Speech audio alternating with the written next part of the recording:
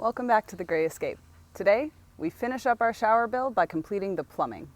Let's do it!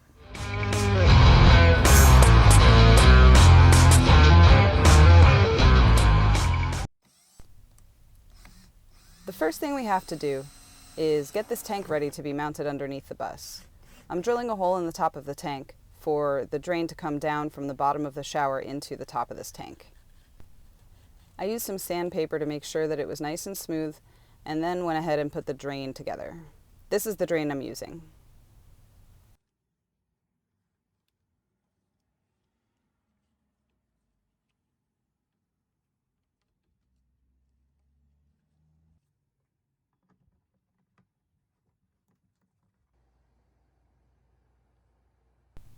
Next, we drill a few more holes. One is for the dump valve for when we want to dump the tank, and the other one is to supply the shower with water.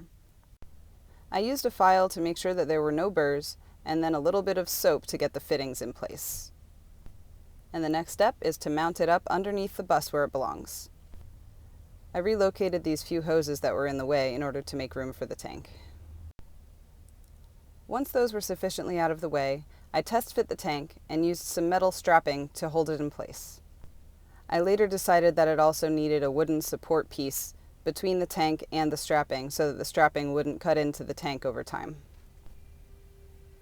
Here I'm just drilling a vent hole in the cap for the other side of the top of the tank. This is to let air in or out so we don't run into any suction or vacuum issues later on.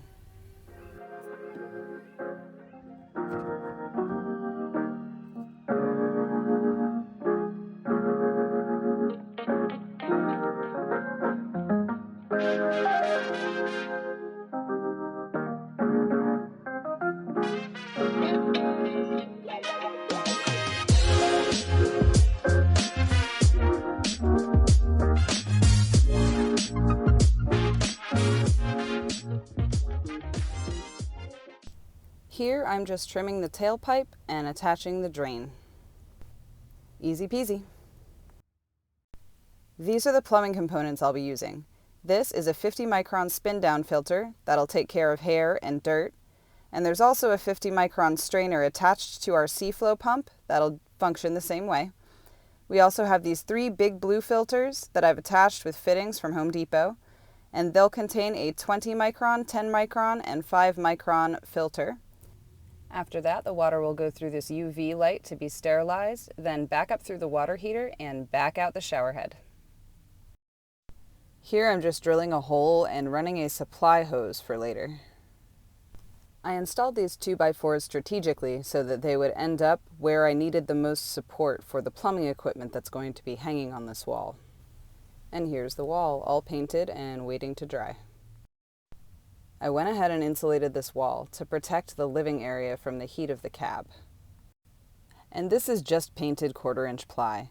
I'm not really too concerned with the way that it looks because it won't be inside the living area, and it'll be covered with plumbing equipment anyway. Here I'm just test fitting our water heater. We used an EcoTemp i12, which is probably overkill for our setup, but that's okay. I'd rather over-engineer than under-engineer anything in the bus. Then I got some Teflon tape and connected all the big blue filters together to get them ready for mounting on the wall.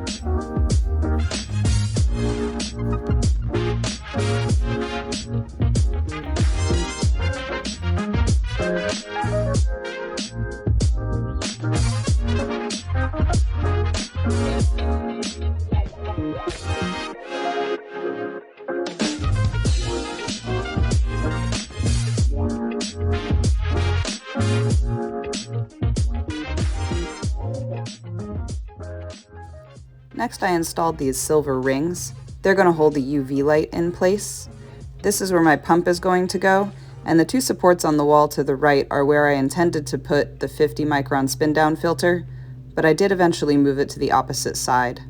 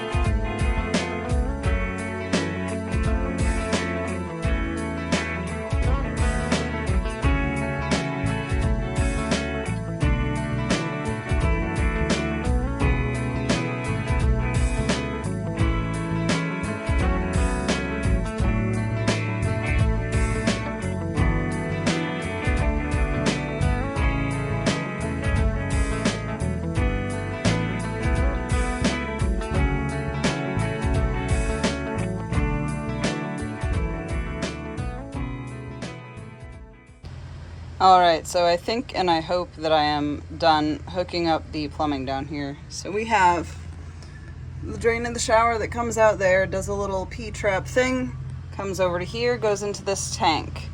This is an automatic dump valve for the tank. So these two diodes here, or whatever they're called, are going to be hooked up to some wires that are going to go up through the floor into a switch in the shower. So if we need to dump this tank, we can just flip the switch and the tank will drain itself. This here is the line that is connected to the pump. So this will pull the water out from the bottom of the tank. And lastly, you probably can't see it up here. No, you can't. On the opposite side from this intake here is a little vent that I have covered with a piece of screen, like screen enclosure screen, to keep bugs out. But it's just a little bit of an air vent so that we don't have to deal with any issues from air pressure or any kind of pressure building up in there when we fill it with water.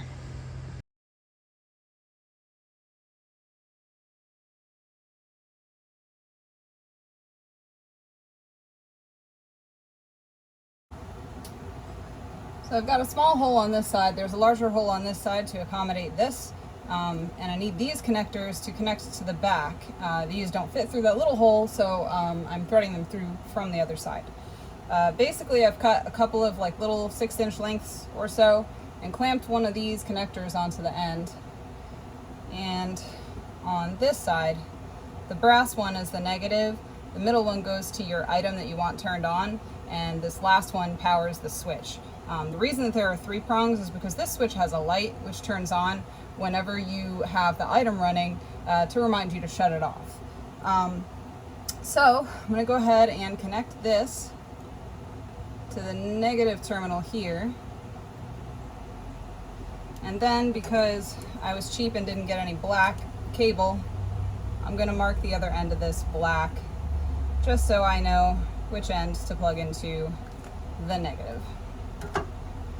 This other one is going to be for the power from the bus to the switch, so it's going to go here.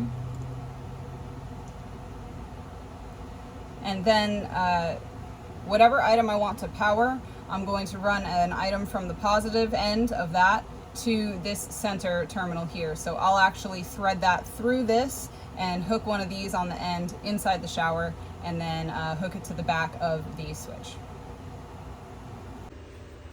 Now I'm going to go ahead and drill a hole through the floor for those wires to go through. It's a little tricky, and I actually have no idea where this is going to come out, so hopefully it comes out in a good spot.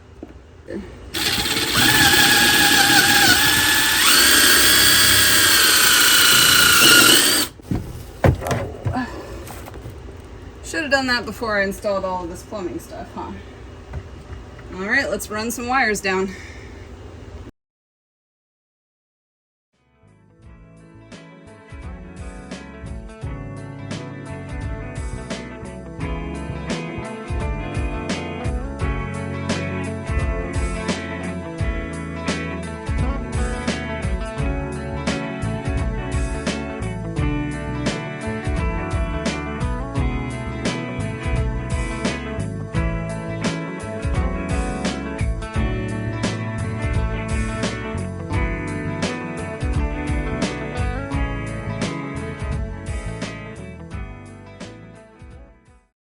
Now that I've shoved these wires back through the wall, it's time to connect them up to where they go.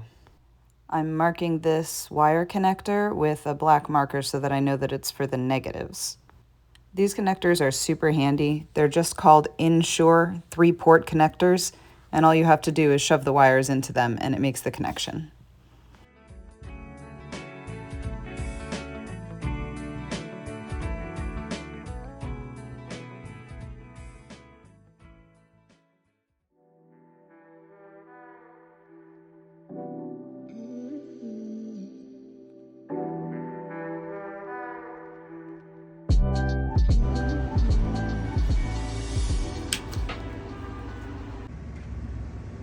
So this valve is now supposed to be open, and as you can see, it's not working as desired. Also, this black part right here is very, very hot. I'm not sure why. I've tried swapping the positive and negative because it does not say which one is which. And what I'm seeing up in here is a very strange little dripping inside there. And I don't think that that's how it's supposed to drain.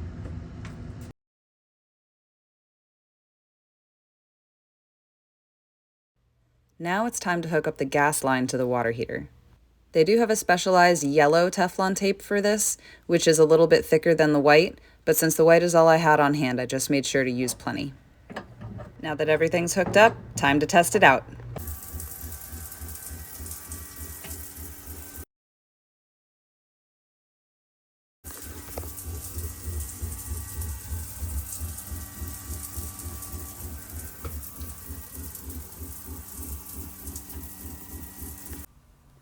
Thank you guys so much for watching. Like it if you liked it, and subscribe if you want to see more. We'll catch you next time on The Gray Escape.